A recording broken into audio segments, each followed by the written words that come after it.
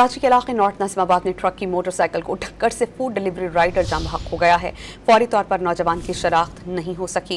ये वाकया कराची के इलाके नॉर्थ नसीमाबाद में पेश आया, जहां पर ट्रक ने मोटरसाइकिल को टक्कर दे मारी और फूड डिलीवरी राइडर मौके पर ही जाम बहक हो गया।